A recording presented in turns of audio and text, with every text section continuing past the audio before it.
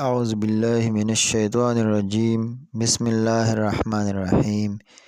إن الله وملائكته يصلون على النبي يا أيها الذين آمنوا صلوا عليه وسلموا تسليما اللهم صل على محمد وعلى آل محمد كما صليت على إبراهيم وعلى آل إبراهيم إنك حميد مجيد اللهم بارك على محمد وعلى آل محمد كما باركت على إبراهيم وعلى آل إبراهيم إنك حميد مجيد السلام علیکم ورحمت الله وبرکاته. زما عزتمندو د الله تعالی نه امید لرم چې تاسو ټول به روغ جوړ به او صحیح سلامت به. زما عزتمندو نن به تاسو ته د سورۃ القریش باره کې چې کوم دی یو څو فضایل وایم.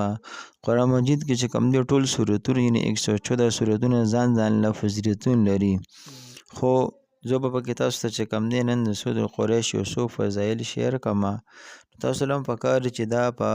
مختلفو حالاتو کې دا شانته کې وایي. سورۃ القریش چې کوم نه دا په خوراک کې د برکت لپاره چې کوم دی ډیر زیات مفید دی.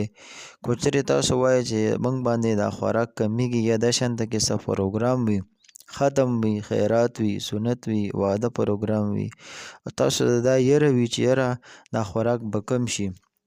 تاسو له پکار چې سورۃ القریش یو لسپیری وایي او پای خوراک باندې شوف کې او په سفر کې چې کوم نه د برکت او کامرانه لپاره هم دا سورۃ ویل شي. دشمن نه د یری د لپاره چې کوم دی هم دا سورۃ ویل شي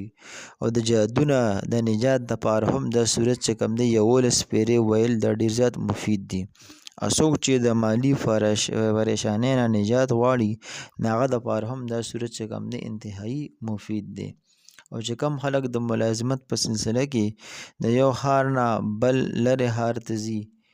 نو هغوی له هم پکار دي چې دا سورت روزانه ځان له خپل معمول جوړ کړي د پاره د سفر د امن د پاره او په سفر کې چې کم نه د هر قسم د پریشانۍ نه بچیدو د پاره. څوک چې په یو ځای باندې ولاړ وي او د سورلۍ انتظار کوي او سورلۍ نه ملاویږي نو هغه له هم پکاري چې یولس پیرې د سورت ووایي او مخکې وروسته چې کوم دی یو ځل درود شریف ولولي نو ان شاء الله العزیز د دې صورت د ختمېدو پورې به چې کوم هغه ته الله جل شانو د سوالۍ تنظیم کړی وي. اخر کې تاسو ته یو گزارش کوم چې تاسو زمونږ په دې وظایف چینل باندې نه یې نو مهرباني وکړئ چې کوم زموږ د چینل سبسکرایب کړئ او سره د بیل آیکن هم پریس کړئ او زموږ د ویډیو لایک کړئ او د صدقې جاریه په تور خپل دوستانو سره عزیزانو سره رشتہ دارو سره ضرور شیر کړئ او اخر کې کمنټ سیکشن کې چې کوم دی موږ د خپل قیمتي رائے باره کې ضرور اظهار او فرمایئ. واخر دعوانا ان الحمد لله